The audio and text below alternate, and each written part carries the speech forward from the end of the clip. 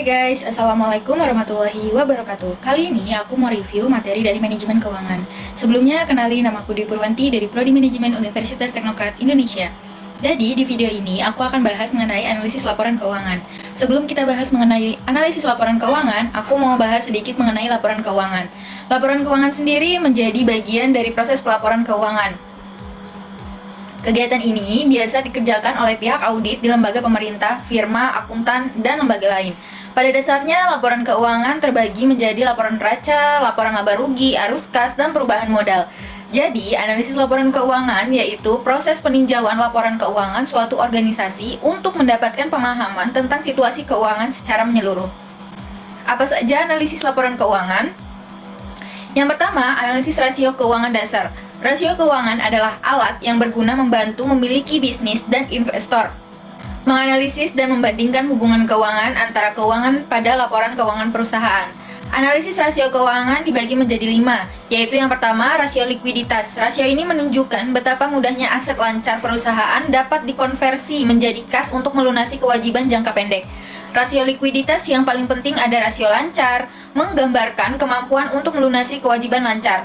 Ada rasio cepat, mengurangi persediaan dari aset lancar untuk menunjukkan indikator yang lebih ketat tentang kemampuan membayar kewajiban lancar.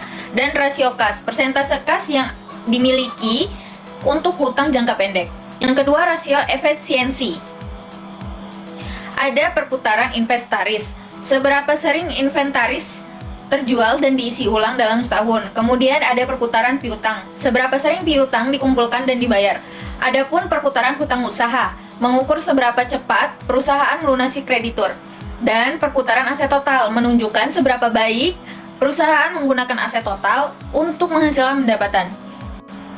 Ada rasio solvabilitas, menunjukkan kemampuan bisnis untuk membayar kewajiban utang jangka panjangnya. Yaitu ada 2, ada debt to equity, jumlah ekuitas yang dapat menutupi hutang. Adapun debt to asset, menunjukkan persentase aset yang didanai oleh hutang. Yang keempat, rasio cakupan. Rasio ini mengatur kemampuan bisnis untuk membayar utangnya. Rasio cakupan bunga mengukur kemampuan bisnis untuk memenuhi beban bunga atas hutang.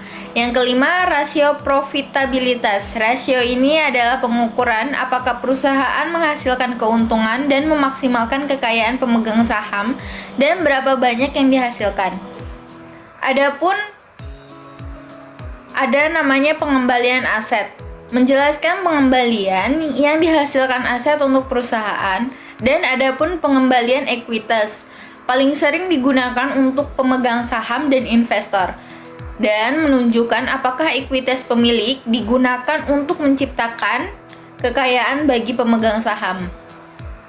Kedua, analisis tren atau deret. Waktu menganalisis perusahaan menggunakan rasio keuangan dengan membandingkan beberapa periode waktu informasi keuangan.